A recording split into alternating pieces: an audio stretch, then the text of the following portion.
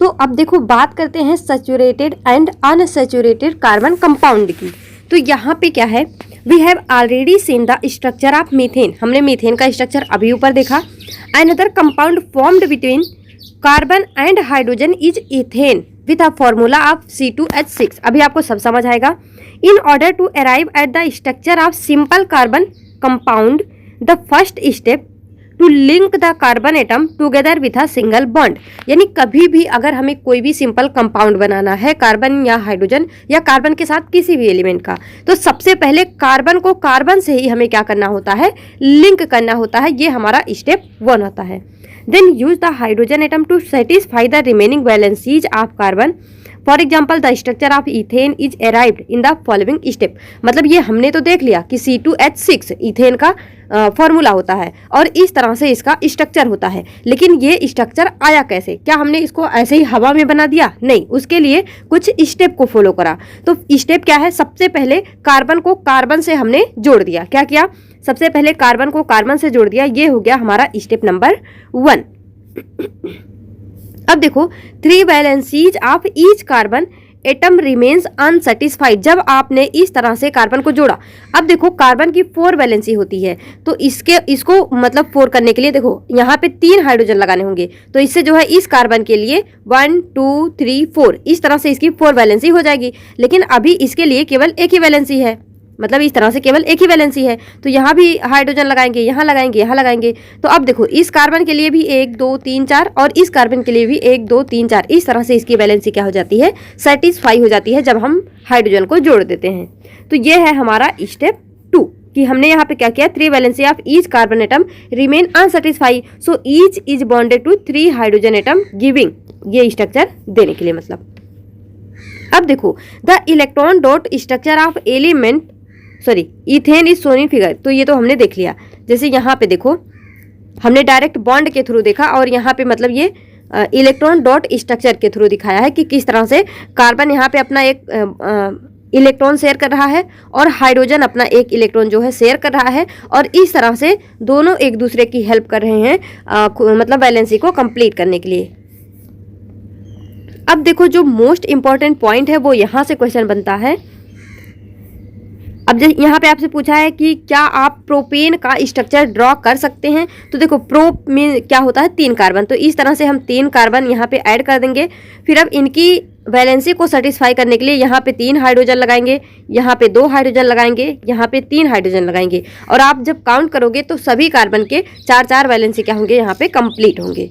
विच है the molecular formula C3H8, तो ये तो हमें बता दिया। You will see that the valency of all the atom are satisfied by single bond between them। तो जब आप इथेन बनाते हैं या प्रोपेन बनाते हैं तो इन सब के बीच में आप एक चीज नोटिस करोगे तो इनके बीच में जो है आपको सिंगल बॉन्ड ही मिलेगा। अभी डबल बॉन्ड या ट्रिपल बॉन्ड का कोई फंडा यहाँ पे नहीं आया है। तो such carbon compound are called saturated compound, यानी हम कह सकते हैं देखो जब कोई भी कंपाउंड कार्बन हाइड्रोजन से मिलकर बनता है उसे बोलते हैं हाइड्रोकार्बन। हाइड्रोजन से आया हाइड्रो, कार्बन से आया कार्बन, तो हाइड्रोकार्बन। तो इस तरह से हम कह सकते हैं कोई भी हाइड्रोकार्बन हो अगर उनके बीच में सारे बॉन्ड क्या हो, सिंगल हो। जैसे यहाँ पे देखो सारे बॉन्ड क्या हो, सिंगल हो, यहाँ पे नहीं है, ये डबल बॉन्ड है। तो जब सारे सिंगल बॉन्ड होते हैं तो उसे हम क्या बोलते हैं, सैचुरेटेड कंपाउंड। क्या बोलते हैं, saturated compound. These compounds are not very reactive, ये जो है नॉर्मली बहुत ज़्यादा रिएक्टिव नहीं होते हैं। इस पॉइंट को याद रखना।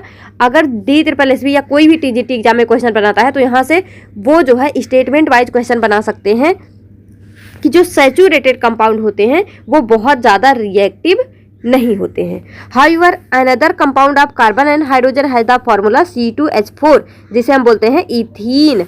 How can this molecule be depicted? We follow the same step approach as above। अब जैसे हमें यहाँ पे बनाना है क्या, इथीन, तो हमें पहले ही बता दिया कि इसका फॉर्मूला होता है C2H4। तो यहाँ पे सबसे फर्स्ट स्टेप क्या है कि हम कार्बन को कार्बन से जोड़ देंगे। अब हमारे पास 4 हाइड्रोजन है, तो मान लो 2 हाइड्रोजन हमने इसको दे दिया, 2 हाइड्रोजन हमने इसको दे दिया। अब काउंट करो 1 2 3 ही वैलेंसी है। 1 2 3 तीन ही वैलेंसी है, दोनों ही कार्बन के पास पे यहाँ पे तीन तीन ही बॉन्ड है, मतलब तीन ही वैलेंसी है, यानी एक की कमी है। तो इसे हम कैसे पूरा कर सकते हैं, हमारे पास और हाइड्रोजन तो है नहीं, हमें फॉर्मूले में ही बता दिया C2H4। तो अब क्या करेंगे, कार्बन और कार्बन के बीच में एक और बॉन्ड लगाएंगे, यानी हम कह सकते हैं अब इनके बीच में आएगा डबल बॉन्ड इनकी वैलेंसी को कंप्लीट करने के लिए। अब आप काउंट करो 1 2 3 4, 1 2 3 4, दोनों की ही वैलेंसी 4 4 यहाँ पे हो जाती है। और ठीक इसी तरह से अगर बात करते इथाइन की, यानी जिसका स्ट्रक्चर होता है C2H2, तो अब देखो कार्बन को कार्बन से जोड़ेंगे, केवल 2 ही हाइड्रोजन है तो दोनों को एक एक हाइड्रोजन दे देंगे, लेकिन वैलेंसी अब देखो 1 2, केवल 2 ही वैलेंसी है, 2 की आवश्यकता है, तो इनके बीच में और भी 2 बॉन्ड लगा देंगे। तो इस तरह से जो है इनकी वैलेंसी क्या हो जाएगी, कंप्लीट हो जाएगी, और इस तरह से हमें स्ट्रक्चर भी क्या होता है, मिल जाता है। अब देखो, तो एथीन हमने देख लिया, how can this molecule be depicted, तो यहाँ पे शो भी कर रखा है। We follow the same step, ये भी हमने देखा। Carbon carbon atom linked together with a single bond, तो यहाँ पे मतलब ये स्टेप फर्स्ट हुआ, फिर स्टेप 2 हुआ, यहाँ पे मतलब हाइड्रोजन लगाने के बाद भी अभी अनसेटिस्फाई है, फिर स्टेप 3 हुआ कि यहाँ पे उनके बीच में डबल बॉन्ड आएगा। यही सारी चीज़ें यहाँ पे लिखी हुई हैं। अब देखो बात करते हैं the electron dot structure of ethene, तो ये तो देख ही लिया, इसमें जो है दिया गया है, yet another compound of hydrogen and carbon has the formula C2H2 and is called ethyne. याद रखना, इथेन, इथीन और ethyne. Can you draw the electron dot structure, पहले ही बता दिया आपको। How many bond are necessary between them, 3 bond, मतलब 2 bond और आवश्यक हैं, क्योंकि एक तो हमने पहले ही लगा दिया। 2 carbon atom in order to satisfy their valency, such compound of carbon having double or triple bond. तो देखो अब यहाँ पे ऐसे कंपाउंड जिनके बीच में डबल या ट्रिपल बॉन्ड हैं, उन्हें हम क्या बोलते हैं, अनसैचुरेटेड कार्बन कंपाउंड। और ये क्या होते हैं, more reactive than saturated carbon compound. जैसे देखो यहाँ पे मेन फंडा क्या होता है, आपको पूरा मतलब जब मैकेनिज्म पढ़ते हैं तो आपको समझ आएगा।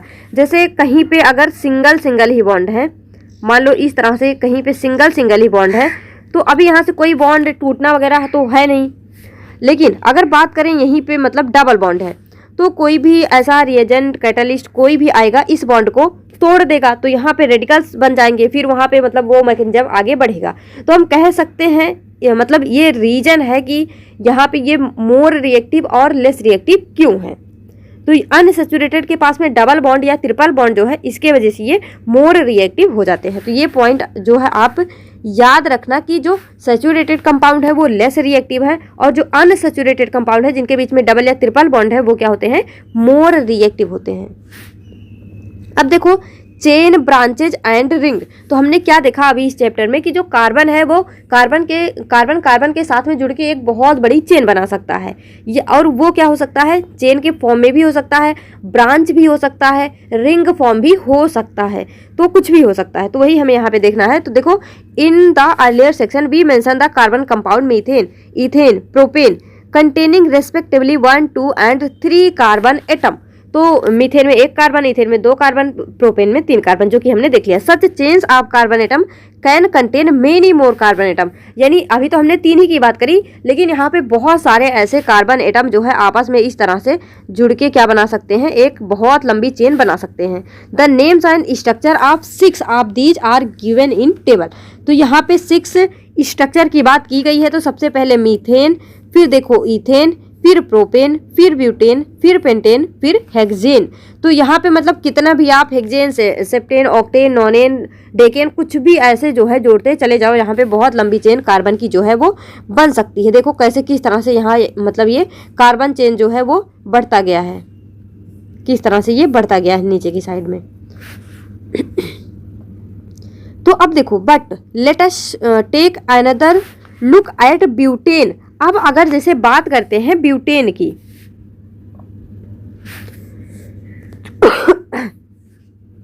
अब जैसे मीथेन देखो यहाँ पे आप इसको कैसे भी करके जोड़ो, कोई ब्रांचिंग की चांस है ही नहीं, मतलब यहाँ पे कोई ब्रांच हम नहीं लगा सकते।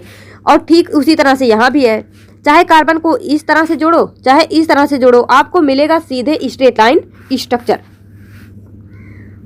और तो यहाँ पे जो है ब्यूटेन का डायरेक्ट स्ट्रक्चर उठाया हुआ है। तो क्या बता रहा है कि देखो एक तो ब्यूटेन को हम इस तरह से लिख सकते हैं, ऐसे कार्बन के कार्बन को सीधी लाइन में जोड़ सकते हैं, या तो हमारे पास एक और ऑप्शन है कि हम क्या करें, कार्बन को मतलब हमें 4 कार्बन को ऐड करना है तो हम इस तरह से भी ऐड कर सकते हैं, मतलब एक कार्बन से 2 कार्बन को लगा देंगे तो ये हमको मिल जाएगा branch chain.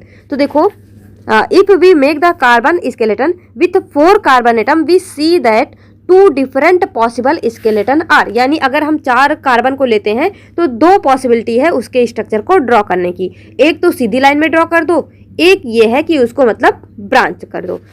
Filling the remaining valency with hydrogen give us, और अगर इनके मतलब वैलेंसी तो कंप्लीट करना ही होगा, तो यहाँ पे देखो ऐसे ऐसे सीधे सीधे यहाँ पे हाइड्रोजन को लगा दिए, लेकिन यहाँ वैलेंसी कंप्लीट करने के लिए इस कार्बन के पास में तो 1 2 3 हो ही गया, एक हाइड्रोजन से मिल गया तो 4 हो गया, और फिर इस कार्बन को भी देखो और इसको, सभी की वैलेंसी क्या है यहाँ पे कंप्लीट है।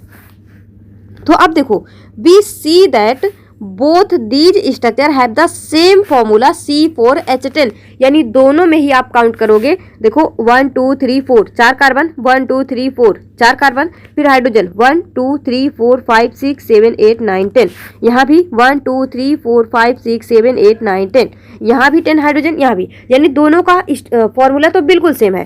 Such compound with identical molecular formula but different structure are called structural isomer. तो इसे हम क्या बोल देते हैं, स्ट्रक्चरल आइसोमर बोल देते हैं, जहाँ पे उसका जो मोलिकुलर फॉर्मूला है वो सेम है लेकिन स्ट्रक्चर क्या है, डिफरेंट है। अब देखो in addition to straight and branch carbon chain some compound have carbon atom arrange in the form of a ring. अब जैसे देखो फॉर एग्जाम्पल साइक्लोहेक्सेन है द फॉर्मूला C6H12, तो यहाँ पे रिंग के फॉर्म में जो सबसे कम नंबर वाला है वो है हमारा प्रोपेन, उसको हम इस तरह से जो है, देखो कभी भी अगर आपको रिंग बनाना है तो आपको 3 पॉइंट की आवश्यकता होती है, तो हम कह सकते हैं कि अगर हम कार्बन चेन मतलब कार्बन रिंग बनाना चाहेंगे तो 2 में तो किसी भी केस में बन ही नहीं सकता रिंग, तो जो सबसे मिनिमम नंबर ऑफ कार्बन है जिस रिंग में वो है हमारा प्रोपेन। तो इस तरह से हम 3 कार्बन को जोड़ के रिंग फॉर्म में कर सकते हैं, फिर 4 को भी इस तरह से कर सकते हैं, 5 को भी इस तरह से जो है आप ऐसे ऐसे करके कर सकते हैं। लेकिन यहाँ पे जो हमें दिया है वो दिया है बेंजीन का, तो आप ये मत समझना कि केवल बेंजीन ही रिंग फॉर्म में होता है, वहाँ पे कुछ भी हो सकता है। तो उसे जैसे यहाँ हमने इसको बोला साइक्लोहेक्सेन, तो 3 कार्बन का होगा साइक्लोप्रोपेन, 4 कार्बन का होगा साइक्लोब्यूटेन, 5 कार्बन का होगा साइक्लोपेंटेन, तो इस तरह से जो है बोल देंगे। तो ये है बेंजीन का स्ट्रक्चर, जहाँ पे सबसे पहले कार्बन स्केलेटन को शो कर रखा है, उसके बाद यहाँ पे हाइड्रोजन की वैलेंसी को जो है मतलब हाइड्रोजन के साथ में इसकी वैलेंसी को कंप्लीट करके दिखाया गया है। अब देखो can you draw electron dot structure by cyclohexane, यहाँ पे मतलब इलेक्ट्रॉन डॉट स्ट्रक्चर की बात कर रहा है कि उसको शेयर कर करके दिखाओ। State chain, branch chain and cyclic carbon compound all may be saturated और अनसैचुरेटेड, मतलब चाहे वो स्टेट हो, ब्रांच हो या फिर वो रिंग फॉर्म में हो, सभी क्या हो सकते हैं, सैचुरेटेड भी हो सकते हैं, अनसैचुरेटेड भी हो सकते हैं। जैसे बेंजीन की बात करोगे तो इनके बीच में इस तरह से डबल बॉन्ड आपको दिखेगा, यानी ये भी कैसे होते हैं, अनसैचुरेटेड होते हैं। All these carbon compound which contain only carbon and hydrogen are called hydrocarbon. तो ये मैंने आपको पहले भी बताया कि वो सभी कंपाउंड जो हाइड्रोजन और कार्बन से मिलकर बन रहे हैं उन्हें हम क्या बोल देते हैं, hydrocarbon. Among these the saturated hydrocarbon are called alkane, जो सैचुरेटेड है उन्हें हम बोलते हैं एल्केन, एन, और अनसैचुरेटेड हाइड्रोकार्बन में क्या क्या आता है, एल्कीन्स एंड एल्काइंस। तो जिनमें डबल बॉन्ड है वो है एल्कीन्स, जिनमें ट्रिपल बॉन्ड है वो है एल्काइंस। अब देखो will you be my friend, क्या आप मेरे दोस्त बनोगे। Carbon seems to be a very friendly element, जो कार्बन है वो बहुत ही फ्रेंडली एलिमेंट है। क्यों, so far we have been looking at compound containing carbon and hydrogen only but carbon also form, मतलब अभी हम भले ही कार्बन और हाइड्रोजन की ही बात कर रहे हैं लेकिन carbon also form bond with other element, ये मतलब और भी एलिमेंट के साथ में बॉन्ड बना सकता है। जैसे कि यहाँ पे हाइड्रोजन हो गया, ऑक्सीजन हो गया, नाइट्रोजन हो गया, सल्फर हो गया। In a hydrocarbon chain one or more hydrogen can be replaced by these element such that the valency of carbon remains satisfy. मतलब जैसे आप यहाँ पे बनाते हैं मीथेन का स्ट्रक्चर, तो इस तरह से हाइड्रोजन हाइड्रोजन लगाते हैं, लेकिन आप चाहो तो इसके एक जगह पे फ्लोरीन भी लगा सकते हो, मतलब ये एक हैलोजन हो गया। तो इस तरह से भी यहाँ पे मतलब हाइड्रोजन को रिप्लेस करके लगाया जा सकता है कोई भी element. One or more hydrogen can be replace by these element such that the valency of carbon remain satisfied in such compound the element replacing hydrogen is referred to as heteroatom. जैसे देखो हम कोई भी structure बना रहे हैं, अभी मान लो इथीन का हमारे पास स्ट्रक्चर है, इस तरह से हमारे पास इथीन का स्ट्रक्चर है। अब जरूरी नहीं कि हम यहाँ पे हाइड्रोजन ही लगाएंगे, हम यहाँ पे जो है क्लोरीन लगा सकते हैं एक साइड में, तो यहाँ पे हाइड्रोजन होता, अगर क्लोरीन ना होता हाइड्रोजन होता, लेकिन हमने हाइड्रोजन को रिप्लेस कर दिया क्लोरीन से। तो अब यहाँ पे जो हाइड्रोजन को रिप्लेस करा, ये जो उसकी जगह लिया, इसे हम क्या बोलेंगे? हेटेरोएटम। क्या बोलेंगे? Heteroatom. These heteroatoms are also present in some group. ये जो है अकेले भी हो सकते हैं या फिर किसी ग्रुप के भी फॉर्म में हो सकते हैं। अब वो ग्रुप क्या क्या है हमें इस टेबल में जो है शो करा गया है। तो सबसे पहले इसके बारे में और पढ़ो थोड़ा सा। These heteroatoms are also present in some group, ये तो हो गया। These heteroatoms and group containing the confer specific properties to the compound regardless of the length and nature of carbon chain and hence are called functional group। मतलब देखो यहाँ पे जब भी फंक्शनल ग्रुप, जो भी यहाँ पे ग्रुप लगेंगे हेटेरोएटम के, तो उससे उनकी प्रॉपर्टी भी क्या होगी? चेंज होगी। Some important functional group are given, तो यहाँ पे फंक्शनल ग्रुप भी दिया गया है। Free valency or valency of the group are shown by a single line. The functional group is attached to the carbon chain through this valency by replacing one hydrogen atom or atoms। तो अब यहाँ पे देखो, जैसे हम बोल रहे हैं कि हाइड्रोजन को रिप्लेस कर सकते हैं, तो कौन कौन कर सकता है? यहाँ पे जैसे हो गया हेलो, हेलो में क्या आता है? Chloro, bromo. जैसे आप देखोगे एक चैप्टर होता है हेलो एरिन्स, तो इस तरह से मतलब यहाँ पे क्लोरो एरिन्स, ब्रोमो एरिन्स, इस तरह से जो है हम कह सकते हैं। जैसे आता है हेलो एल्केन्स, तो क्लोरो एल्केन, ब्रोमो एल्केन, इस तरह से। तो हेलो मीन्स याद रखना हमेशा, वो आएगा हमारा क्लोरो, ब्रोमो, आयोडो, ये सारी चीज़ें। तो क्या हो सकता है? फॉर्मूला ऑफ फंक्शनल ग्रुप, यहाँ पे क्लोरीन, ब्रोमीन, और ये जो आपको ये लाइन दिख रहा है, ये शो कर रहा है कि यहाँ से जो है कार्बन उससे अटैच होगा, ये इसकी फ्री वैलेंसी को दिखा रहा है। Substitute for the hydrogen atom, मतलब ये जो है हाइड्रोजन एटम को हटा सकते हैं, रिप्लेस कर सकते हैं। और देखो अगर बात करें हम फंक्शनल ग्रुप में क्या क्या हो सकता है? एल्कोहल, जिसको हम दिखाते हैं OH से। एल्डिहाइड, जिसे हम नॉर्मली ऐसे CHO ऐसे लिख देते हैं, लेकिन यहाँ पे पूरा अच्छे से शो कर रखा है। फिर कीटोन, जहाँ पे इसको C डबल बॉन्ड O से दिखाते हैं। कार्बोक्सिलिक एसिड यानी COOH से दिखाते हैं। तो ये जो है आपको याद होना चाहिए किसमें क्या होता है। एल्कोहल में क्या है? OH ग्रुप है। एल्डिहाइड में CHO ग्रुप। कीटोन में जो है CO है। कार्बोक्सिलिक एसिड में COOH है।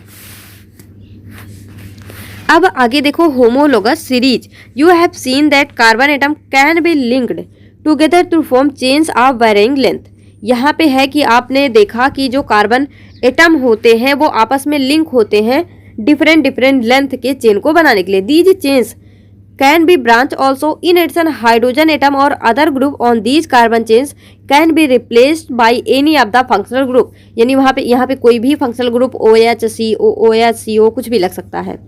The presence of a functional group such as alcohol decide the property of carbon compound regardless of the length of carbon chain. For example, the chemical property of CH3OH, C2H5OH, C3H7OH, C4H9OH are all very similar। यहाँ पे क्या है कि जो OH लगेगा उससे जो compound है उसकी प्रॉपर्टी चेंज हो जाएगी, लेकिन ये इस बात पे डिपेंड नहीं करेगा कि कितना लंबा जो है इसका चेन है। तो कहीं ना कहीं कितना भी लंबा चेन हो जाए उनमें क्या होगी? आपस में सिमिलैरिटी होगी। Hence such a series of compound in which the same functional group substitute for hydrogen in a carbon chain is called a homologous series. जैसे आपने टर्म सुना होगा होमोलोगस आर्गन, एनालोगस ऑर्गन, तो ठीक उसी तरह से यह है होमोलोगस सीरीज। तो यहाँ पे क्या है कि एक इसको अच्छे से डेफिनेशन को पढ़ना, आपसे डायरेक्ट भी पूछा जा सकता है। क्या है यहाँ पे? सीरीज ऑफ कंपाउंड, मतलब कई सारे कंपाउंड का सीरीज ले लिया हमने। लेकिन आगे क्या है? विच द सेम फंक्शनल ग्रुप, वहां पे सेम ही फंक्शनल ग्रुप की बात होनी चाहिए। कोई जैसे अगर OH की बात हो रही है तो केवल OH की बात होगी, अगर यहाँ पे एल्डिहाइड ग्रुप की बात हो रही है तो केवल एल्डिहाइड ग्रुप की बात होगी। तो इस पॉइंट को याद रखना। तो क्या है, such a series of compound in which the same functional group substitute for hydrogen in a carbon chain is called a homologous series, उसे हम क्या बोलेंगे, होमोलोगस सीरीज। तो अब देखो, अब जब आप इसको नोटिस करोगे यहाँ पे जो दिया है, तो let us look at the homologous series that we saw earlier in table. If we look at the formula of successive compound, अगर आप जैसे देखो CH4 C2H6 की बात करो तो इनके बीच का जो डिफरेंस है वो है CH2 का, और C2H4 C3H8 की बात करो तो इनके बीच का जो डिफरेंस है वो है CH2 का। या फिर आप यहीं पे बात कर लो, इनके बीच में भी जो आपको डिफरेंस मिलेगा वो मिलेगा CH2 का। तो अब देखो, what is difference between the next pair propane and butane, उनके भी बीच में वही है, CH2 का ही डिफरेंस है। Can you find out the difference in molecular mass between these pair. तो मॉलिकुलर मास क्या होगा, जब यहाँ पे कंपाउंड बढ़ते जा रहे हैं तो मॉलिकुलर मास भी बढ़ता ही जाएगा। Similarly take the homologous series for alkenes, तो एल्कीन्स के लिए भी आप जो है ले सकते हो। First member of the series is ethene which we have already come across in section. What is formula of ethene? Successive member have the formula C3H6 C4H8 C5H10. Do these also differ via CH2? तो बिल्कुल सही है। अब देखो यहाँ पे क्या है, Do you see any relation between the number of carbon and hydrogen atom in these compound? जब ये जो ऊपर जो भी कंपाउंड है यहाँ पे बात किया जा रहा है कि क्या आपको यहाँ पे कुछ जो है सिमिलैरिटी मिली। तो सिमिलैरिटी क्या है, देखो बोल रहा है CnH2n, जैसे हमने यहाँ पे ले लिया C2H4 या फिर ले लिया C3H6 फिर ले लिया C4H8। तो जब मैं आपसे बोलूँ कि इन कंपाउंड में कुछ सिमिलैरिटी ढूंढो तो आपको क्या मिलेगा कि यहाँ पे जो है जो भी जैसे देखो C2 है 2 है तो यहाँ पे 4 है, यानी ये 2 का डबल है। फिर हमने देखा यहाँ पे 3 है, ये जो 6 है ये 3 का डबल है। फिर यहाँ पे ये 4 है, ये जो 8 है ये 4 का डबल है, यानी जो पहले संख्या यहाँ पे जो नंबर्स लिखे हैं उसी का डबल है नेक्स्ट वाला। तो इसको हम इस तरह से लिख सकते हैं कि CnH2n, यानी C के पास जो नंबर होगा H के पास उसी का डबल होगा। तो general formula for alkenes, alkenes के लिए अगर हम जनरल फॉर्मूला लिखना चाहें तो हम लिख सकते हैं CnH2n। क्या लिख सकते हैं, CnH2n where n equal to 2 3 4, मतलब n इक्वल टू 2 3 4 कुछ भी हो सकता है। यहाँ पे हमने देखो देख भी लिया है। Can you similarly generate the general formula for alkanes and alkynes. बोल रहा है एल्केन और एल्काइन के लिए क्या आप ऐसे ही फॉर्मूला जनरेट कर सकते हो। तो देखो यहाँ पे हम ले लेते हैं, जैसे हम बात करते हैं प्रोपेन की तो C2H6 C3H8 C4H10 इस तरह से बात करते हैं। तो अब सोचो इनके बीच में क्या सिमिलरिटी हो सकती है। आप बोलोगे, अगर जैसे मान लो आपके दिमाग में आता है 2 3 जा 6, मतलब इसका 3 टाइम कर देंगे, लेकिन आगे ही देखोगे 6 अगर 3 3 जा करोगे तो 9 आना चाहिए लेकिन 8 आ रहा है, अगर 4 3 जा करोगे 12 आना चाहिए लेकिन 10 आ रहा है। तो कुछ तो मामला गड़बड़ है, मतलब यहाँ पे 2 3 जा 6 डायरेक्ट तो नहीं करेंगे क्योंकि सबके बीच में सिमिलरिटी होनी चाहिए। तो अब हम इसे कैसे कर सकते हैं, हम मान लेते हैं कि C के पास में जो भी नंबर है वो n है और H के पास में अब क्या होगा, सबसे पहले 2 का डबल करो तो 2 2 जा 4 प्लस 2 करो तो कितना आया 6। ठीक उसी तरह से 3 2 जा 6 फिर प्लस 2 करो तो कितना आएगा 8। ठीक उसी तरह से 4 2 जा 8 प्लस 2 करो तो कितना आएगा 10। तो हम कह सकते हैं CnH2n प्लस 2, ये आएगा हमारा एल्केन का फॉर्मूला। किसका आएगा, एल्केन का फॉर्मूला। तो डायरेक्ट आपसे एग्जाम में पूछा जाता है, डायरेक्ट मतलब which are the following is the formula of alkane, alkenes या एल्काइंस, मतलब कुछ भी पूछ सकते हैं। तो इस तरह से ये आपको जो है क्लियर होना चाहिए। और रही बात इथाइन की, तो वहाँ पे जो है आप याद रखना होगा CnH2n -2 होता है। ये बस यहाँ पे इतना सा डिफरेंस है। और रही बात यहाँ पे इथीन की, तो वो है डायरेक्ट CnH2n। तो CnH2n इथीन का हो गया, CnH2n+2 इथेन का हो गया, CnH2n-2 इथाइन का हो गया। अब आपको सब कुछ क्लियर होगा। As the molecular mass increase in any homologous series a gradation in physical property is seen. मतलब इनकी जो फिजिकल प्रॉपर्टी है उसमें ग्रेडेशन देखने को मिल रहा है। This is because the melting and boiling point increase with increasing molecular mass. तो हमने क्या देखा, जैसे देखो अगर यहाँ पे केवल CH4 है, C2H6 हो गया, C3H8 हो गया, तो मॉलिकुलर मास निकालना मैंने आपको बताया ही है। तो यहाँ पे इनका जो मॉलिकुलर मास है वो बढ़ता जा रहा। तो जैसे जैसे मॉलिकुलर मास बढ़ता जाएगा तो इनकी जो मेल्टिंग और बॉइलिंग पॉइंट है वो भी क्या होती जाती है, इंक्रीज होती जाती है। यानी तो वही है यहाँ पे कि होमोलोगस सीरीज में हमें फिजिकल प्रॉपर्टी में ग्रेडेशन देखने को मिलता है, मतलब उनकी फिजिकल प्रॉपर्टी जो है वो बढ़ती जाती है। अब देखो यहाँ पे other physical property such as solubility in a particular solvent also show a similar gradation.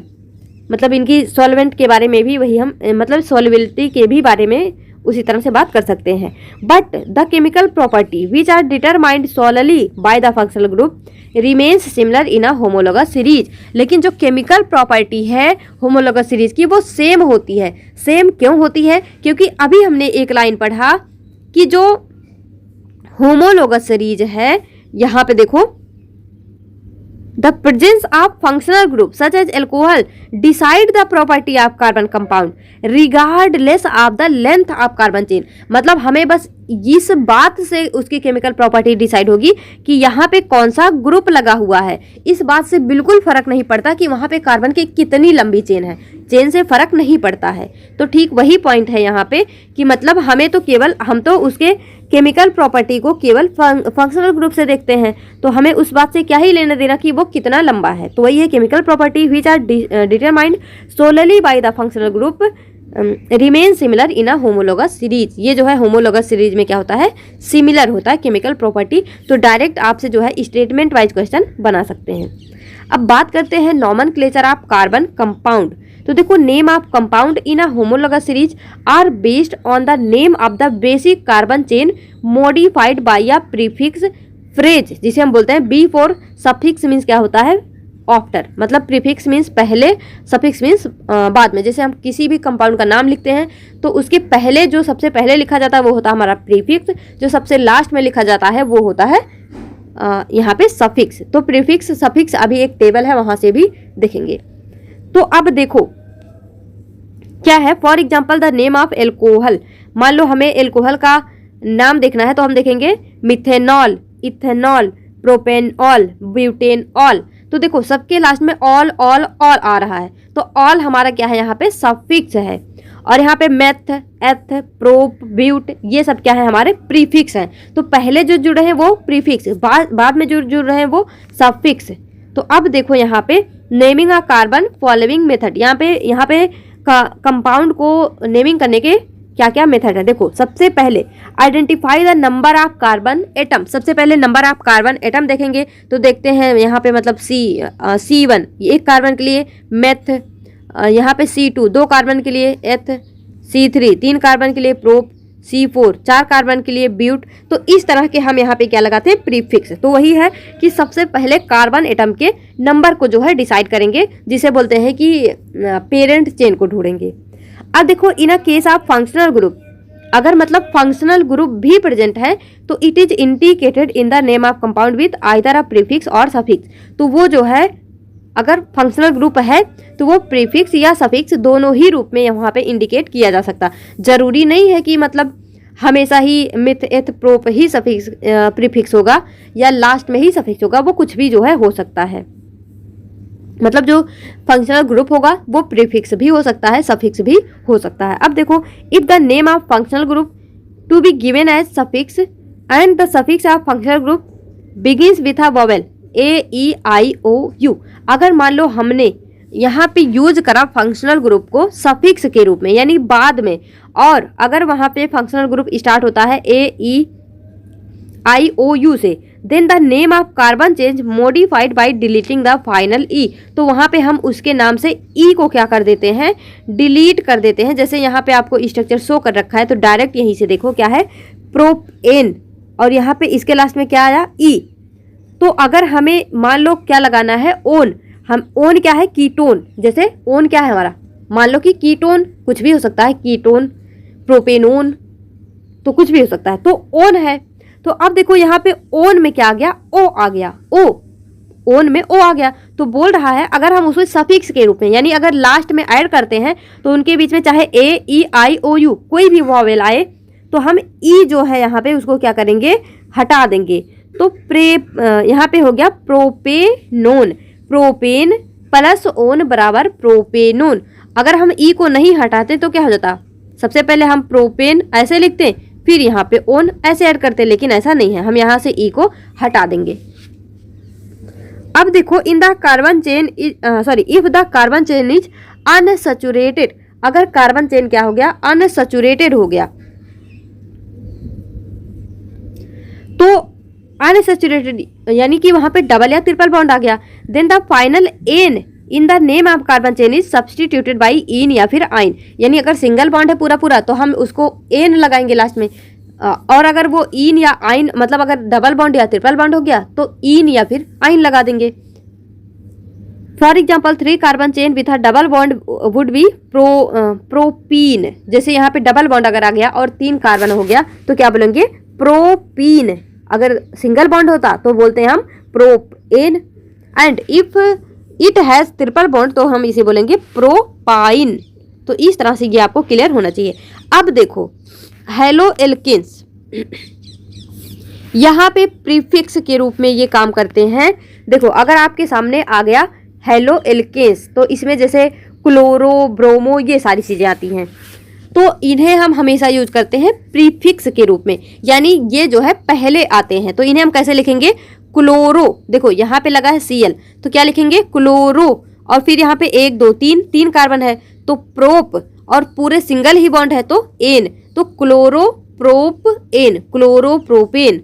अब ठीक उसी तरह से अगर यहाँ पे ब्रोमीन लग गया तो क्या होगा, ब्रोमो प्रोप एन, ब्रोमो प्रोपेन। अगर मान लो गलती से कहीं भी यहाँ पे डबल बॉन्ड आ जाता तो क्या होता, इसे हम बोलते हैं ब्रोमो प्रोपीन, प्रोपीन। और अगर ट्रिपल बॉन्ड आ जाता तो हम बोलते हैं ब्रोमो प्रोपाइन। तो इस तरह से अगर क्लोरीन या ब्रोमीन यानी हेलो एल्केन्स ग्रुप आया तो वो हमेशा प्रीफिक्स की तरह यूज किए जाते हैं। आप ऐसा नहीं है कि प्रोपेन क्लोरो लिख दो, ऐसा नहीं होता, वो हमेशा पहले लगेंगे। और ठीक उसी तरह से जो एल्कोहल होता है वो जो है सफिक्स की तरह यूज होगा, यानी वो लास्ट में लगेगा। जो एल्डिहाइड ग्रुप है वो भी जो है उसका सफिक्स हम बोलते हैं अल, तो वो भी लास्ट में लगता है। देखो यहाँ पे ओल है, ओ एल है, एल्डिहाइड में जो सफिक्स यूज होता है वो होता है ओल यानी ओ एल, और जो यहाँ एल्कोहल में ओल, और एल्डिहाइड में जो होता है वो होता है अल, ए एल, अल। कीटोन में जो सफिक्स यूज होता है वो होता है ओन, कार्बोक्सिलिक एसिड में जो यूज होता है वो होता है ओइक एसिड। तो देखो सफिक्स अगर कहीं पे OH ग्रुप आया तो आप देखो दोनों में बिल्कुल सेम सिमिलैरिटी है, यहाँ केवल ब्रोमीन लगा है, यहाँ केवल OH लगा है, बाकी ये पूरा ही सेम है। लेकिन जो हेलो एल्केन्स है यानी क्लोरीन या ब्रोमीन, इन्हें हम पहले यूज करते हैं, और यहाँ पे जो एल्कोहल है उसे हम बाद में उसका सफिक्स यूज करते हैं। तो यहाँ पे ये ब्रोमो प्रोपेन हो गया, लेकिन यहाँ पे ये प्रोपेनल हो गया, नल नहीं, प्रोपेनॉल होगा। और अगर एल्डिहाइड ग्रुप है तो प्रोपेनल, अगर कीटोन ग्रुप है तो प्रोपेनोन, और अगर कार्बोक्सिलिक एसिड है तो प्रोपेनोइक एसिड। और यहाँ पे देखो एल्कीन्स के लिए भी सफिक्स लगता है इन, और एल्काइन के लिए सफिक्स यूज होता है आइन। तो ये सारे पॉइंट आपको जो है अब बिल्कुल क्लियर होंगे। अब देखो chemical properties of carbon compounds की बात करते हैं। तो सबसे पहले देखो कार्बन कंपाउंड, जो भी कार्बन कंपाउंड हैं उनकी क्या क्या केमिकल प्रॉपर्टीज हो सकती हैं। तो केमिकल प्रॉपर्टीज में जो सबसे फर्स्ट प्रॉपर्टी होती है वो होता है हमारा कंबशन। क्या होता है, combustion. Most of the fuels we use are either carbon or its compound. Maximum जो भी फ्यूल्स हम यूज करते हैं या तो वो कार्बन या फिर कार्बन के कंपाउंड से ही क्या होते हैं, बने होते हैं। We shall first study combustion. सबसे पहले हम यहाँ पे कंबशन के बारे में डिस्कस करेंगे।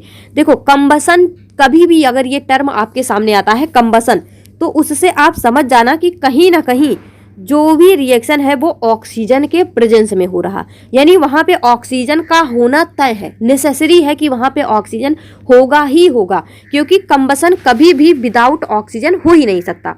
तो अगर बोल दे कि हमें जो है मीथेन का कंबसन कराना है, तो इससे आपको तुरंत समझ जाना है कि मीथेन का जो रिएक्शन है वो हमें ऑक्सीजन के साथ में करवाना है।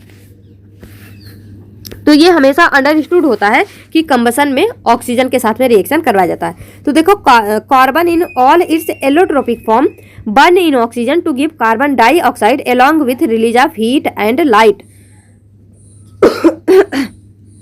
सॉरी, कार्बन जो है ये अपने सभी एलोट्रोपिक फॉर्म में बर्न इन ऑक्सीजन, देखो हमेशा ऑक्सीजन के प्रेजेंस में बर्न होता है, तो गिव, और इससे क्या मिलता है, कार्बन डाइऑक्साइड, और इसके साथ साथ में हीट या लाइट भी हमें क्या होता है, मिलता है। तो क्या है, most carbon compound also release a large amount of heat and light on burning, these are the oxidation reaction. अगर ऑक्सीजन के साथ में रिएक्शन हो रहा तो क्या बोलेंगे इसे हम, ऑक्सीडेशन रिएक्शन, जो कि हम पहले भी फर्स्ट चैप्टर में डिस्कस कर चुके हैं। अब देखो, अगर कार्बन का कंबसन करवाओगे तो क्या मिलेगा, CO2, मीथेन का कंबसन करवाओगे तो CO2 प्लस H2O, फिर यहाँ पे इथेनॉल का अगर कंबसन करवाओगे तो CO2 प्लस H2O। तो इस तरह से आपको इसके साथ साथ में हीट और लाइट भी मिल रहा है, यानी ये कहीं ना कहीं क्या होता है, एक्सोथर्मिक रिएक्शन होता है। इस पॉइंट को भी यहाँ से आप जो है समझ जाना। तो अब देखो,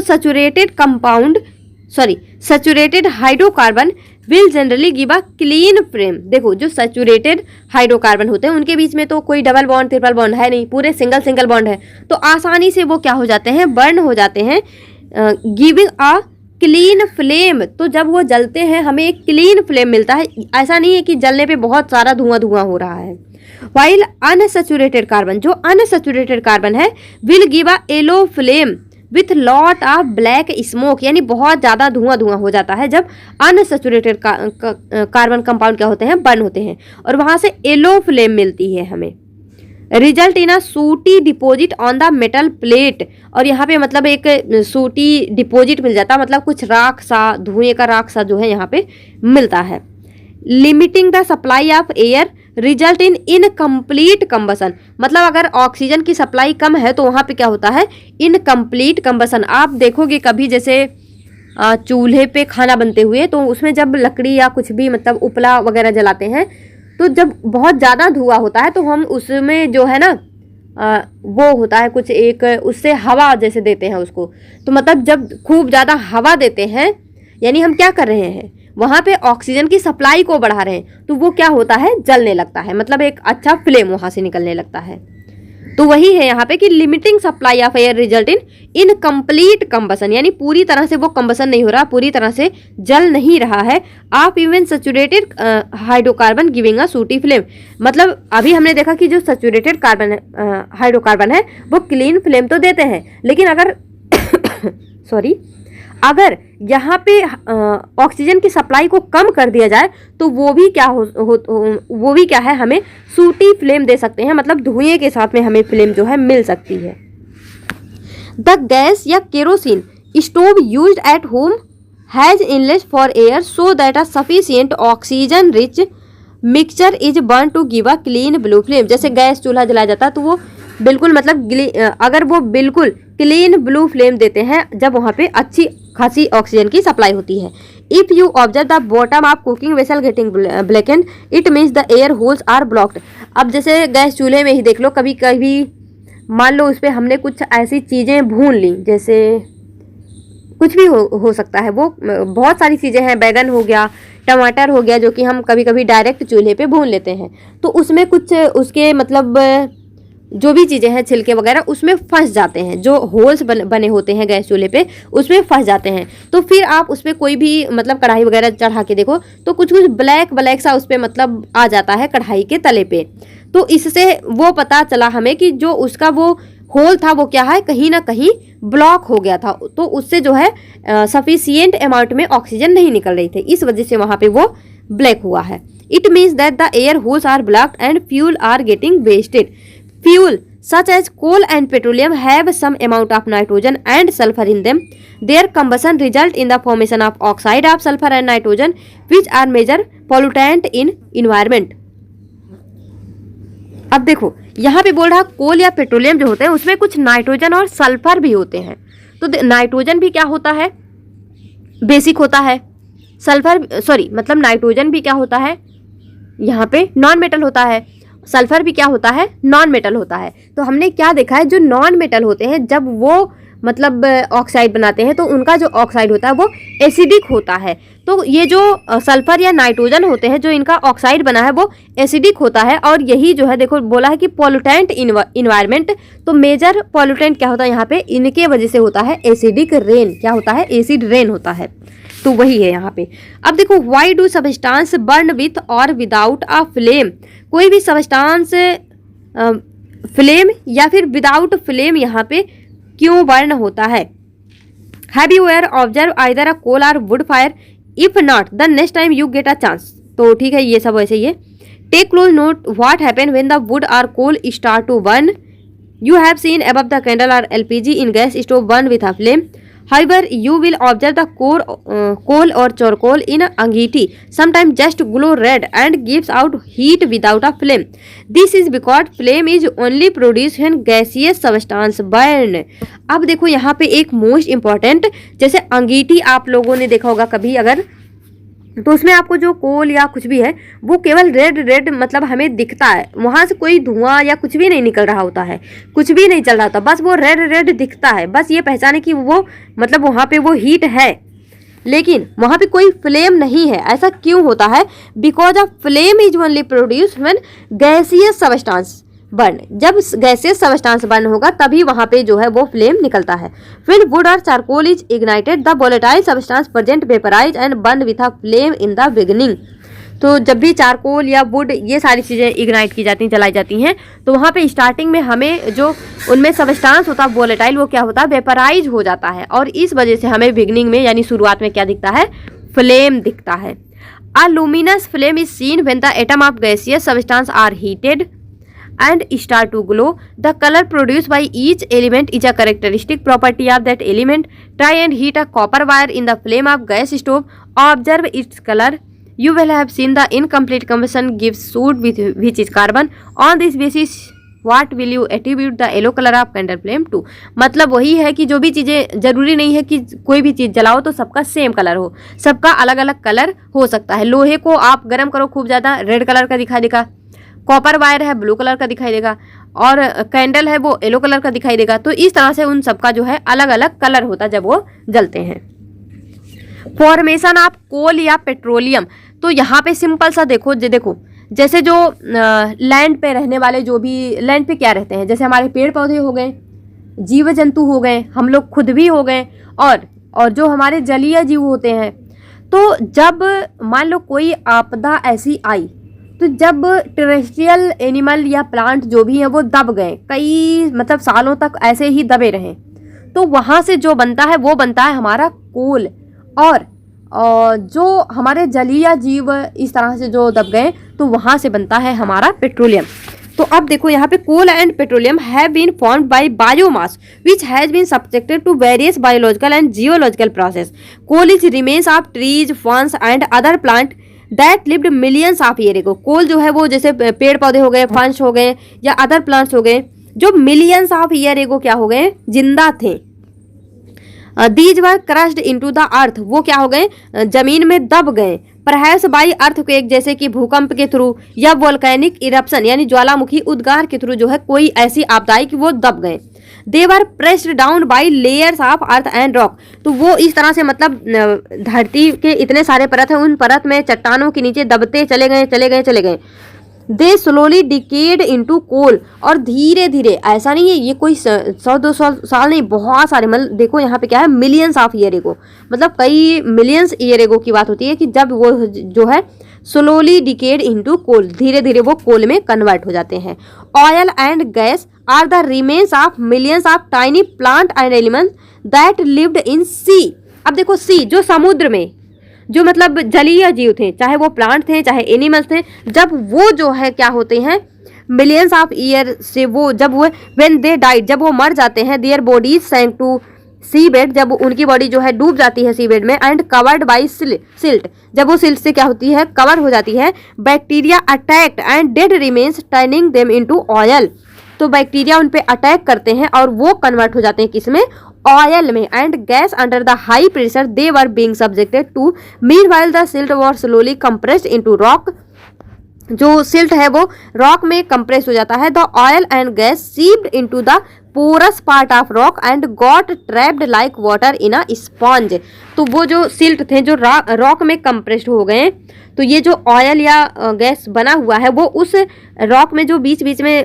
पोर होते हैं, मतलब छिद्र होते हैं, वहाँ पे वो क्या होते हैं, ट्रैप हो जाते हैं। जैसे आप कोई स्पंज ले लो, पानी में डालो तो पानी उसके अंदर ट्रैप हो जाता है, जब उसको निचोड़ दो, जब उसको स्क्वीज कर दो तो पानी बाहर आ जाता है, तो ठीक उसी तरह से ये जो ऑयल बनता है वो भी क्या हो जाता है, उसमें ट्रैप हो जाता है। Can you guess why coal and petroleum are called fossil fuel, तो हम कोल और पेट्रोलियम को फॉसिल फ्यूल क्यों बोलते हैं, क्योंकि देखो फॉसिल मीन्स क्या होता है, जीवाश्म, यानी जीवों के बॉडी से जो चीजें बनी, जीवाश्म फ्यूल, तो कोल एंड पेट्रोलियम तो फ्यूल है ही है, लेकिन वो लिविंग डेड से जो है बनते हैं, इस वजह से फॉसिल फ्यूल बोल दिए जाते हैं। तो आपको क्लियर होगा, जब टेरेस्ट्रियल जीव दब जाते हैं, मर जाते हैं, सड़ जाते हैं, तो वो कोल में कन्वर्ट हो जाते हैं, और जब जलीय जीव या एक्वाटिक जीव जो है वो दब जाते हैं, सड़ जाते हैं, मर जाते हैं, तो वो जो है ऑयल में चेंज हो जाते हैं। तो कोल एंड पेट्रोलियम इस तरह से फॉर्मेशन होता है। अब देखो बात करते हैं ऑक्सीडेशन की, तो carbon compound can be easily oxidise on combustion, in addition to this complete oxidation we have reaction in which alcohol are converted to carboxylic acid. अब देखो यहाँ पे ये क्या है, रिएक्शन मोस्ट इंपॉर्टेंट है, सभी आपसे डायरेक्ट जो है वो पूछे जा सकते हैं। ये है हमारे पास एल्कोहल, तो जब हमने यहाँ पे इसका ऑक्सीडेशन करवाया ऑक्सीडाइजिंग एजेंट के प्रेजेंस में, तो यहाँ पे क्या होता है, ये कन्वर्ट हो जाता है कार्बोक्सिलिक एसिड में। किसमें कन्वर्ट हो जाता है, कार्बोक्सिलिक एसिड में। We see that some substance are capable of adding oxygen to other, हम देखते हैं कि कुछ ऐसे सब्सटेंस होते हैं जो ऑक्सीजन को किसी और के साथ में ऐड कर देते हैं। यहाँ पे देखो केवल OH था, लेकिन यहाँ पे एक एक्स्ट्रा O और भी ऐड हो गया, तो ऐसे सब्सटेंस जो ऑक्सीजन को ऐड कर देते हैं किसी और के साथ में, उसे हम क्या बोलते हैं, ऑक्सीडाइजिंग एजेंट। तो यहाँ पे एल्कलाइन KMnO4 या फिर H2 जो है, ये दोनों ही क्या होते हैं, ऑक्सीडाइजिंग एजेंट की तरह काम करते हैं। तो ऑक्सीडाइजिंग एजेंट है, तो ये एल्कोहल का ऑक्सीडेशन करवा देते हैं किसमें, कार्बोक्सिलिक एसिड में। एल्कलाइन पोटेशियम परमैंगनेट या फिर acidified potassium dichromate are oxidising alcohol to acid, ये जो है एल्कोहल को एसिड में कन्वर्ट कर देते हैं। That is adding oxygen to starting material, hence they are oxidising agent, इस वजह से इसे हम बोलते हैं ऑक्सीडाइजिंग एजेंट। आपसे यहाँ से क्वेश्चन कैसे बन सकता है, सबसे पहले कि जब एल्कोहल का ऑक्सीडेशन होता है तो हमें प्रोडक्ट क्या मिलता है, दूसरी बात कि कार्बोक्सिलिक एसिड किस तरह से एल्कोहल से प्राप्त किया जा सकता है, या फिर यहाँ पे कौन सा ऑक्सीडाइजिंग एजेंट यूज होता है। तो कुछ भी जो है घुमा फिरा के क्वेश्चन बना सकते हैं, आपको डायरेक्ट पूरा इक्वेशन अच्छे से याद होना चाहिए। बात करते हैं एडिशन रिएक्शन की, तो देखो नाम ही है एडिशन रिएक्शन, मतलब कुछ ना कुछ ऐड हो जाएगा। Unsaturated hydrocarbon add hydrogen in the presence of catalyst such as palladium या फिर निकल, यानी कैटलिस्ट के रूप में पैलेडियम या फिर निकल की आवश्यकता यहाँ पे क्या होती है, to give saturated carbon catalyst are substances that cause a reaction to occur to produce at different rate without the reaction itself been affected. देखो यहाँ पे कैटलिस्ट का यूज हम क्यों कर सकते हैं, ताकि जो रिएक्शन है उसे हम उसके रेट को अल्टर कर सकें, स्लो भी कर सकते हैं, फास्ट भी कर सकते हैं, लेकिन इससे हमारे रिएक्शन पे कोई अफेक्ट नहीं होना चाहिए। This reaction is commonly use in hydrogenation of vegetable oil. Addition reaction का यूज क्या है कि हम यूज करते हैं इसको वेजिटेबल ऑयल्स में have long unsaturated carbon chain while animal fat have saturated carbon chain. अब यहाँ पे देखो जो वेजिटेबल ऑयल्स होते हैं उनमें क्या होता है, लॉन्ग अनसैचुरेटेड कार्बन चेन होता है, लेकिन जो एनिमल फैट होता है यहाँ पे सैचुरेटेड कार्बन चेन होता है, इस बात को याद रखना। तो जब भी हमें अनसैचुरेटेड को सैचुरेटेड में चेंज करना होगा तो हमें क्या करना होगा, यहाँ पे एडिशन रिएक्शन करवाना होगा। तो सबसे पहले हमने यहाँ पे क्या लिया है, हमने यहाँ पे हाइड्रोजन लिया है और क्या लिया है, कैटलिस्ट लिया है। तो ये जो कैटलिस्ट होते हैं यहाँ पे देखो जो डबल बॉन्ड है वहाँ पे एक बॉन्ड को इसके तोड़ देंगे, तो यहाँ पे ऐसे फ्री रेडिकल बन जाएगा, फिर ये जो 2 हाइड्रोजन है जाके यहाँ पे इसके साथ में ऐड हो जाएगा। तो देखो इस तरह से हमें स्ट्रक्चर जो है मिल जाता है। तो अब तक यहाँ पे डबल बॉन्ड था, अब सारे ही सिंगल बॉन्ड है, यानी ये अनसैचुरेटेड था, ये जो है अनसैचुरेटेड था, अब ये सैचुरेटेड में चेंज हो गया। You must have seen advertisement stating that some vegetable oil are healthy, मतलब आपने एडवर्टाइजमेंट ऐड देखा होगा कभी ना कभी, टीवी, मोबाइल्स, कहीं भी, कि जो वेजिटेबल ऑयल होते हैं वो हेल्दी होते हैं। Animal fat generally contains saturated fatty acid which are said to be harmful for health. जो एनिमल फैट होता है उसमें सैचुरेटेड फैटी एसिड होते हैं, इस वजह से ये क्या होते हैं, हार्मफुल होते हैं। Oil containing unsaturated fatty acid should be chosen for cooking, ऐसे ऑयल को कुकिंग के लिए चूज करना चाहिए जो कि कैसे होते हैं, अनसैचुरेटेड होते हैं।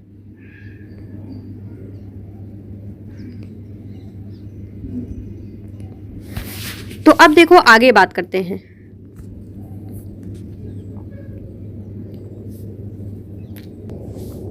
सब्स्टिट्यूशन रिएक्शन क्या है? सब्स्टिट्यूशन रिएक्शन नाम से ही पता है, सब्स्टिट्यूट यानी किसी चीज को सब्स्टिट्यूट कर देना, वहां से हटा देना, रिप्लेस कर देना।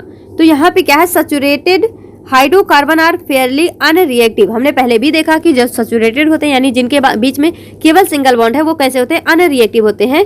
And are inert in the presence of most reagent, ऐसा नहीं है हमेशा होते हैं लेकिन मैक्सिमम होते हैं। इन the presence of sunlight chlorine is added to hydrocarbon in a very fast reaction. Chlorine can replace the hydrogen atom one by one. This is called a substitution reaction because one type of atom or group of atom takes place of another.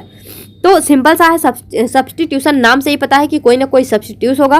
तो यहाँ पे क्या होता है, CH4 को जब chlorine के साथ में इन द प्रेजेंस ऑफ सनलाइट हम रिएक्शन करवाते हैं तो जो क्लोरीन है वो यहाँ से हाइड्रोजन को रिप्लेस कर देता है और बना लेता है CH3Cl और यहाँ से HCl जो है वो निकल जाता है। तो ये भी आपको जो है क्लियर होगा। अब देखो सम इम्पॉर्टेंट कार्बन कंपाउंड, जहाँ पे हमें 2 जो है दिया हुआ है 10 की NCERT में है, तो वो है एक इथेनॉल और एक है हमारा इथेनोइक एसिड। तो यहाँ से KVS में ऑलरेडी क्वेश्चन पूछा गया है, मैं आपको प्रीवियस ईयर करवाऊंगी तो बता दूंगी।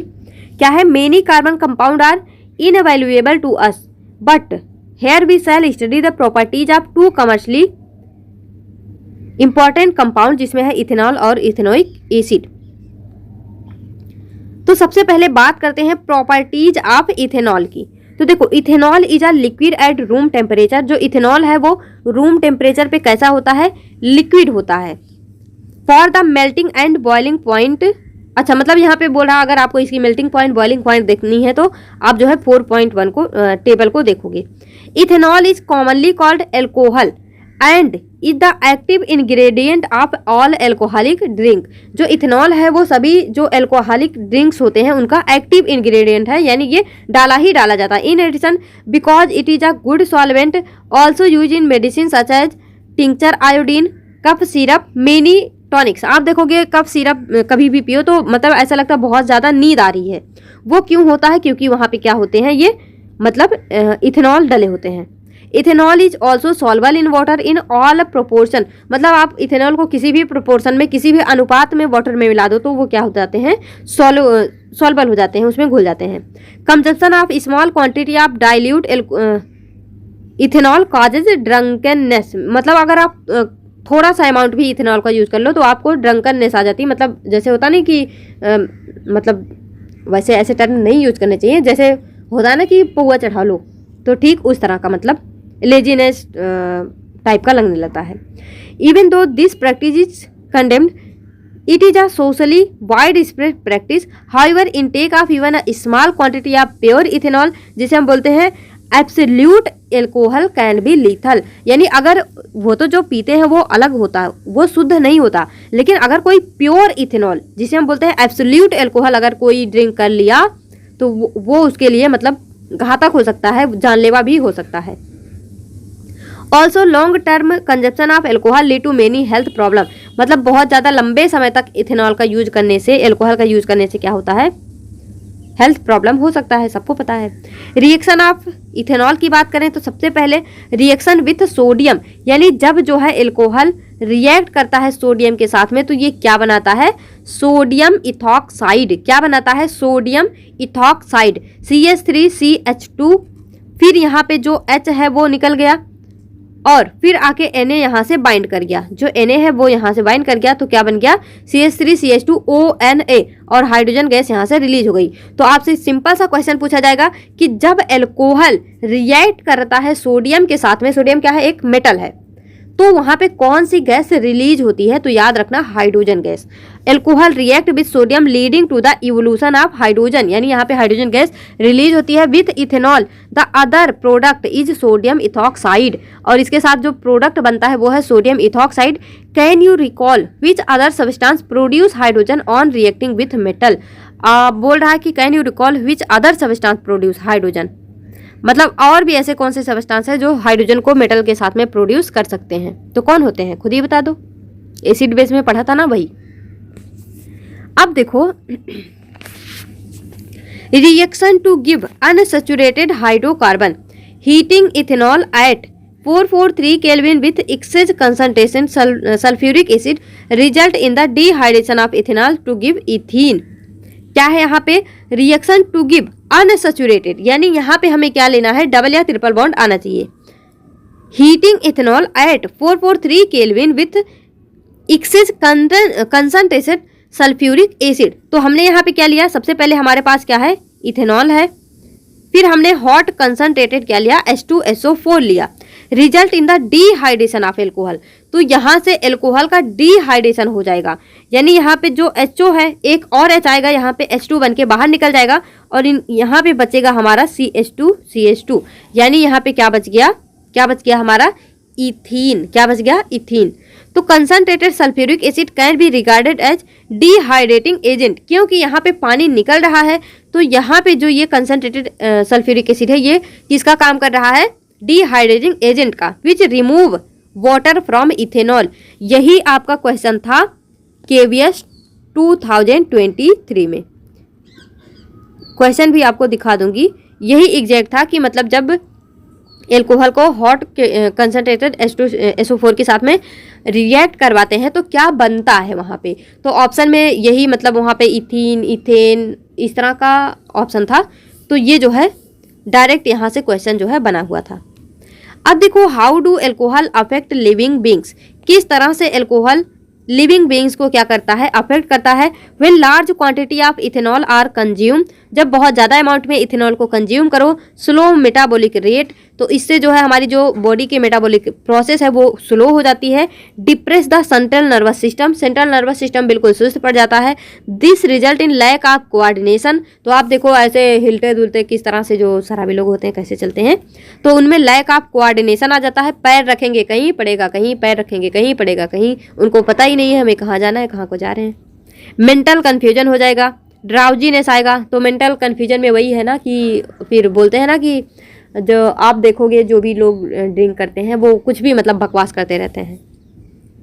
तो mental confusion, drowsiness, lowering of normal inhibition and finally stupor.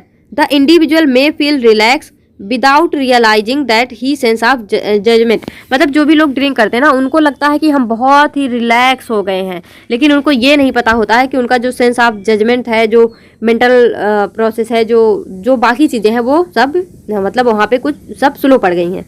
Sense of timing, muscular coordination have been seriously impaired, मतलब ये सारी चीज़ें भले ही इतना अफेक्ट हो जाता है लेकिन उनको ऐसा लगता है जो भी लोग ड्रिंक करते हैं कि मतलब बहुत ही अच्छा चल रहा, सब कुछ बहुत ही स्मूथ चल रहा, बहुत ही अच्छा फील हो रहा, बहुत ही रिलैक्स फील हो रहा, लेकिन ऐसा नहीं होता, ऐसा उनका भ्रम होता, उनको ऐसा लगता है। Unlike ethanol, intake of methanol in very small quantity can cause death, मतलब जैसे इथेनॉल ड्रिंक करते हैं लेकिन अगर मिथेनॉल की एक छोटी भी क्वांटिटी कोई ले ले तो डायरेक्ट उसकी क्या हो सकती है, डेथ हो सकती है। Methanol is oxidise to methanol in the liver, जो मिथेनॉल होता है जब उससे कोई ड्रिंक करेगा तो हमारे लीवर में जो मिथेनॉल है वो मिथेनल में ऑक्सीडाइज हो जाएगा। Methanal react rapidly with the component of cells, और जो मिथेनल है ये हमारे सेल्स के साथ में बहुत ही फास्ट रिएक्ट करता है, कोगुलेट द प्रोटोप्लाज्म। तो जो प्रोटोप्लाज्म है हमारी बॉडी में वो कोगुलेट हो जाएगा, जम जाएगा। In much and same way an egg is coagulated by cooking. जैसे एक अंडे को जब कुक करो तो उसके अंदर की चीजें जम जाती हैं, ठीक वैसे हमारे बॉडी में हमारा प्रोटोप्लाज्म हो जाएगा। Methanol also affect the optic nerve causing blindness. और इससे मतलब आदमी अंधा भी हो सकता है अगर मिथेनॉल का यूज कर ले। Ethanol is an important industrial solvent. जो इथेनॉल होता है वो इम्पॉर्टेंट इंडस्ट्रियल सॉल्वेंट के रूप में यूज होता है to prevent the misuse of ethanol. तो इस वजह से इथेनॉल, अब जिसे पता होगा हम इथेनॉल लेके जा रहे हैं वो तो सोचेगा चढ़ा लेते हैं एक, तो इस बात को मतलब प्रिवेंट करने के लिए misuse of ethanol produce for industrial use it is made unfit for drinking by adding poisonous substance like methanol. तो मतलब जैसे जहाँ भी जिस इंडस्ट्री में ये इसका यूज चलता है तो लोग इसे ड्रिंक ना कर लें, इसका मिसयूज ना कर लें, तो इस वजह से इथेनॉल में क्या मिलाया जाता है, मिथेनॉल, ताकि वो लीथल हो जाए, तो मतलब पॉइजनस हो जाए, तो लोग उसको ड्रिंक करने से बचेंगे। Dyes are also added to colour. तो इसमें कुछ डाइज भी मिलाई जाती हैं ताकि जो एल्कोहल है उसका कलर जो है वो चेंज हो जाए, तो इसे जो है आसानी से पहचाना नहीं जा पाएगा। This is also denatured alcohol. तो जब हम उसमें कुछ अमाउंट में मिथेनॉल मिला देते हैं, कुछ अमाउंट में डाइज मिला देते हैं, कलर मिला देते हैं, तो अब ये जो एल्कोहल बन जाता है उसे हम बोल देते हैं डीनेचर्ड। यानी उसे उसकी जो प्रॉपर्टी थी, जो नेचर था, उसको हमने थोड़ा सा खराब कर दिया, डीनेचर कर दिया उसको। अब देखो alcohol as a fuel, sugar cane plant are one of the most efficient converter of sunlight into chemical energy. Sugar cane juice can be used to prepare molasses which are fermented to give alcohol. Such countries now use alcohol as an additive in petrol since it is clear fluid which give rise to only carbon dioxide and water on burning in sufficient air। तो alcohol as a fuel, सब कुछ simple सा ही लिखा है, कुछ भी वो नहीं है कि मतलब इसको हम पेट्रोल वगैरह के रूप में भी यूज करते हैं। क्लीनर फ्यूल होता है, केवल यहाँ पे कार्बन डाइऑक्साइड वाटर निकलते हैं, ये सारी चीज़ें। अब देखो बात करते हैं प्रॉपर्टीज ऑफ इथेनोइक एसिड की। Properties of ethanoic acid.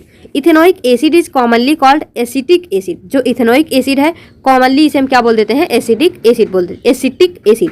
And belong to group of acid जिसे हम बोलते हैं carboxylic acid. 5 to 8% solution of acetic acid in water is called vinegar. मतलब जो एसिटिक एसिड है उसका 5 से 8% सोल्यूशन जो होता है उसे हम क्या बोलते हैं, vinegar. And is used widely as a preservative in pickle. और इसे हम जो है अचारों में किसके रूप में यूज करते हैं, प्रिजर्वेटिव के रूप में यूज करते हैं। The melting point of pure ethanoic acid is 290 kelvin and hence is often freezes during winter in cold climate. मतलब इसका मेल्टिंग पॉइंट जो है वो 290 केल्विन होता है, इस वजह से ठंड के मौसम में ये क्या होता है, जम जाता है, फ्रीज हो जाता है। This gave rise to its name glacial acetic acid. तो देखो जब जम जाता है तो बर्फ के रूप में दिखने लगेगा, इस वजह से इसे हम ग्लेशियल एसिटिक एसिड भी बोल देते हैं।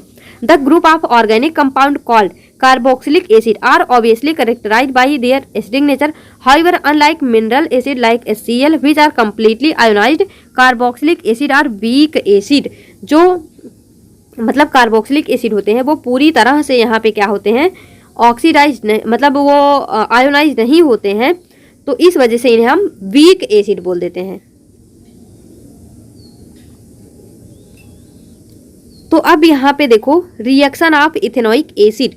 रिएक्शन ऑफ इथेनोइक एसिड तो क्या है, सबसे पहले जो इथेनोइक एसिड का रिएक्शन है वो है एस्टरिफिकेशन रिएक्शन। यानी यहाँ पे क्या बनेगा, एस्टर बनेगा। तो जब एस्टर फॉर्मेशन होगा तो इसे हम क्या बोल देते हैं, esterification.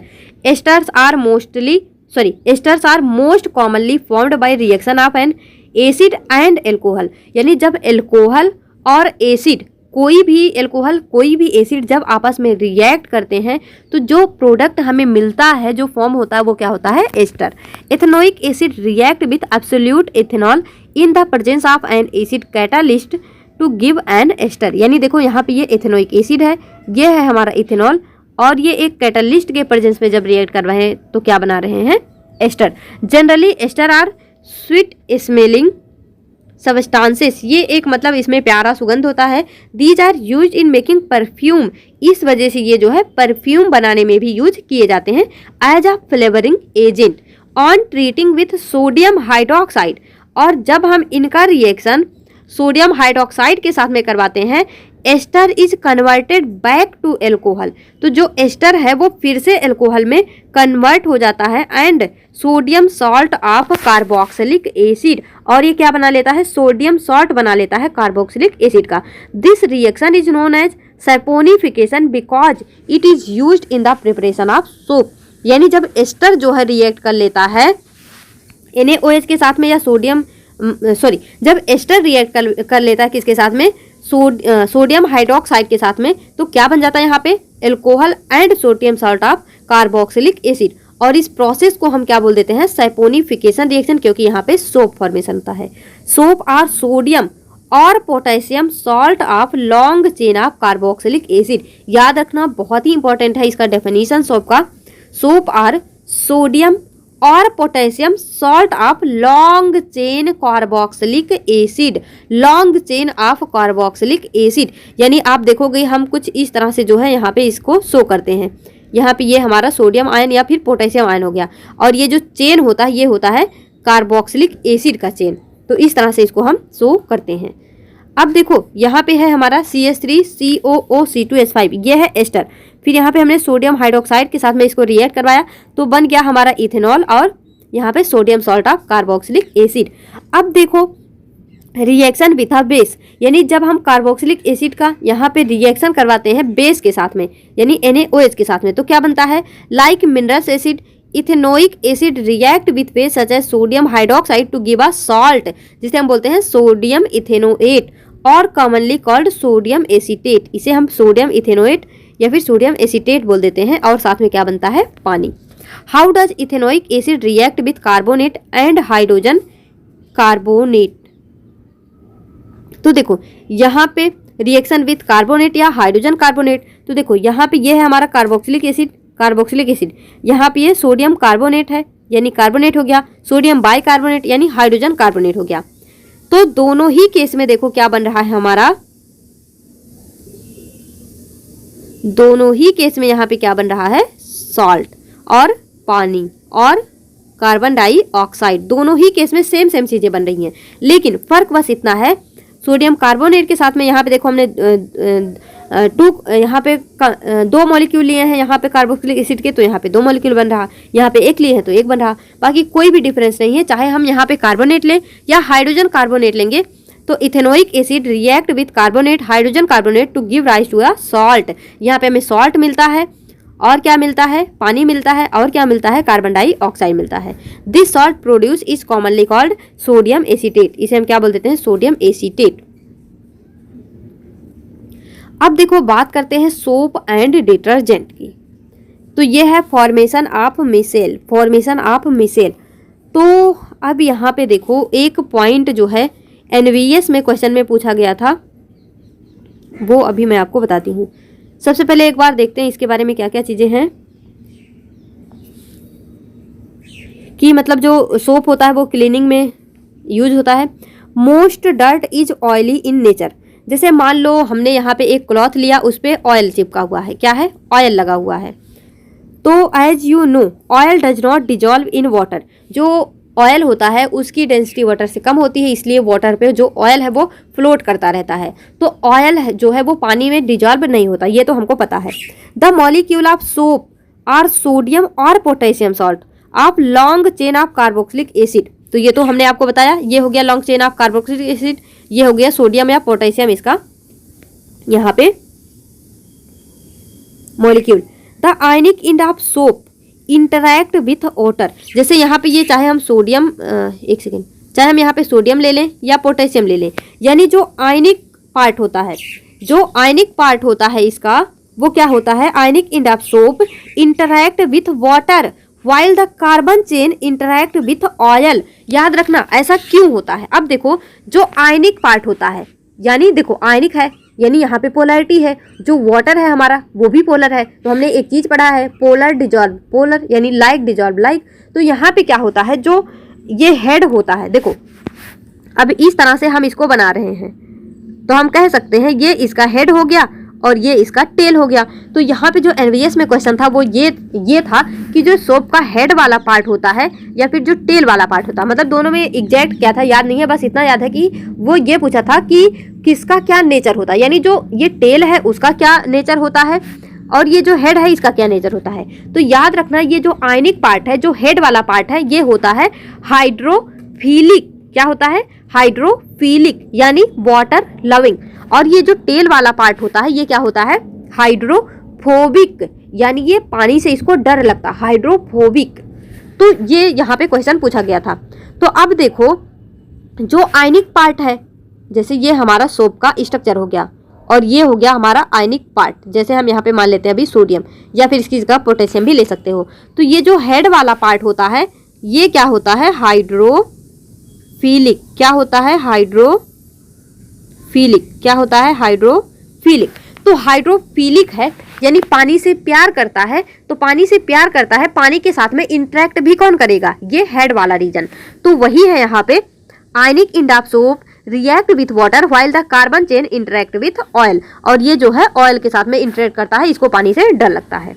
The soap molecule thus form structure called micelle, जिसे हम बोलते हैं micelle, where one end of molecule is toward the oil droplet while the ionic end faces outside this form an emulsion in the water. The soap micelle thus help in pulling out the dirt in water and can wash our cloth clean. तो अब यहाँ पे देखो क्या होता है कि जब जो है यहाँ पे किया जाता है कपड़े को साफ, तो मान लो ये है हमारा ऑयल ड्रॉपलेट जो कि हमारे कपड़ों पे पड़ा है। तो अब ये तो पानी के साथ में इंटरेक्ट करता नहीं है। तो मान लो जब हमने इसको पानी में डाला तो इसके जो ये डरने वाले पार्ट है पानी से वो इकट्ठे हो जाएंगे इस तरह से ये जो है इकट्ठे हो जाएंगे, जो पानी से दूर भागेंगे। तो पानी से दूर भागते हैं तो इस तरह से ये आपस में क्या होते हैं? ऐसे एक ग्रुप बना लेते हैं। तो इनको लगता है अब जो है यहाँ पे एक ग्रुप बन गया, अब पानी जो है वो बाहर है, अब हमको पानी से खतरा नहीं है। तो इस तरह से जो है इसको समझ सकते हो। तो ये जो आयनिक पार्ट है बाहर में, ये क्या करेंगे? पानी के साथ में इंटरेक्ट करेंगे। तो अब यहाँ पे ये जो टेल वाला पार्ट है, जो हाइड्रोफोबिक वाला पार्ट है, वो ऑयल के अराउंड आ गया और जो हाइड्रोफिलिक है वो पानी के साथ में आ गया, ये यानी आयनिक पार्ट। तो इस तरह से जब कपड़े पे मतलब साबुन को लगाओ या सोप या डिटर्जेंट जो भी है, तो वहाँ पे क्या होता है? ये जो ऑयल है इसके अराउंड जो ये फॉर्मेशन हुआ है ये हाइड्रोफोबिक है। तो इस तरह से जब हम उसको थोड़ा सा रब करते हैं तो ये ऑयल वाला पार्ट जो है वो रिमूव हो जाता है, क्योंकि इसको तो पानी से डर लगता है, तो ये तो पानी को छोड़ के भाग जाएगा। तो इस तरह से यहाँ पे ये प्रोसेस होता है। आगे भी देख लो, यहाँ पे है मिसेल। तो क्या क्या है? Soap are molecule in which the two end have different property. बिल्कुल सही, हमने समझ लिया। एक है हाइड्रोफिलिक, यहाँ पे देखो दिखा रखा है, ये है हाइड्रोफिलिक और ये है hydrophobic. One is hydrophilic, one is hydrophobic, other is hydrophobic जो कि इंटरेक्ट करता है हाइड्रोकार्बन के साथ में। When soap is at surface of water, जब यहाँ पे सरफेस ऑफ वाटर पे है, hydrophilic tail of soap will not soluble in water. तो जो हाइड्रोफोबिक पार्ट है वो सॉल्बल नहीं होगा। Soap will align along the surface of water with the ionic part in water and hydrocarbon tail protruding out of water inside. अच्छा, मतलब ये जो आयनिक पार्ट है वो बाहर में आ जाएगा और जो डस्ट वाला पार्ट है वो यहाँ पे उससे अलग हो जाएगा। तो अब देखो क्या है, These molecules have a unique orientation that keeps the hydrocarbon portion out of the water. Thus, cluster of molecule in which hydrophobic tail are in interior the cluster and the ionic end are on surface of cluster. This formation called a micelle. इसे हम क्या बोल देते हैं? Micelle बोल देते हैं। Soap in form of micelle is able to clean since the oily dirt will be collected in the center of micelle. This micelle stay in solution as colloid and will not come together to precipitate because of ion repulsion. Thus the dirt suspension in micelle also easily rinse away. ये सारी चीज़ें तो मतलब वही सब कुछ है, बस इसको एकदम पूरे लैंग्वेज में जो है फॉर्म कर दिया है।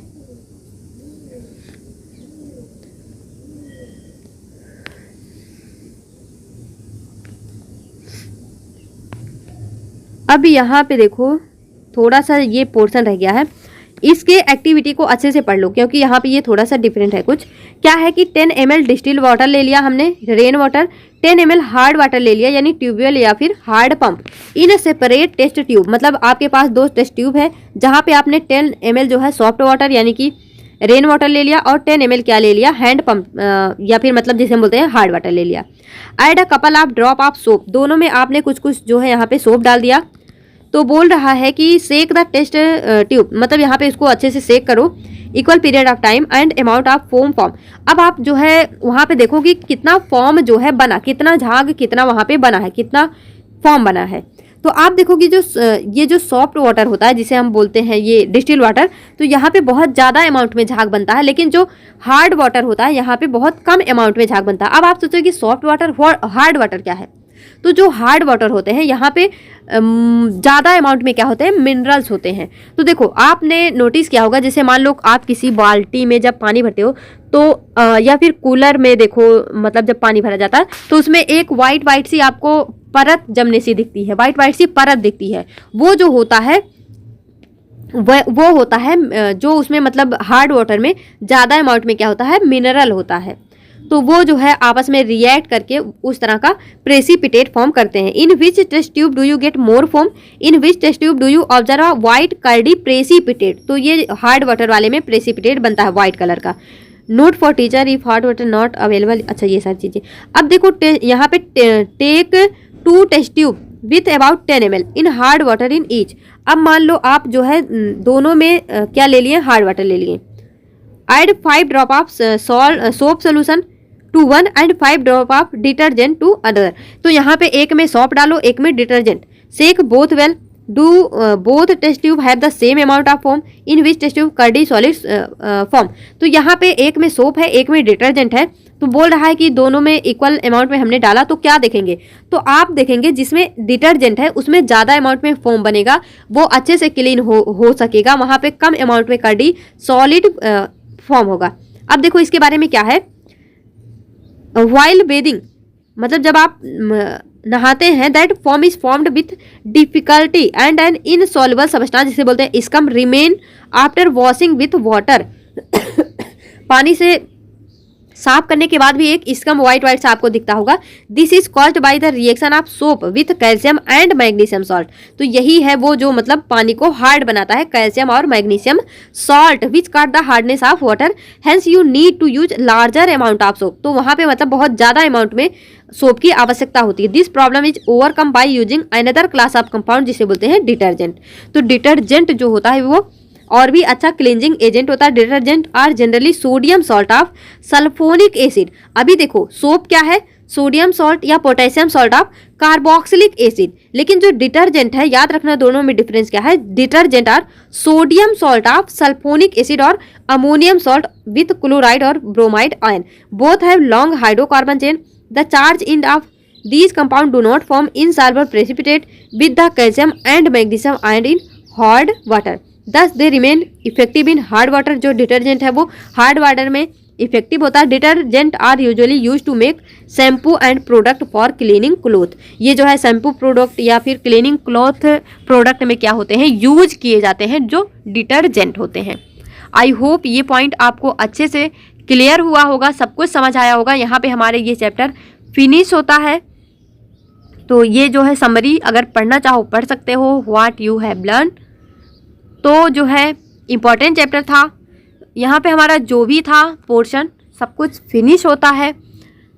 तो आप अपना फीडबैक देना मत भूलना। इस वीडियो में यहीं तक, मिलेंगे अपने नेक्स्ट वीडियो में, तब तक के लिए all the best, be happy, be positive.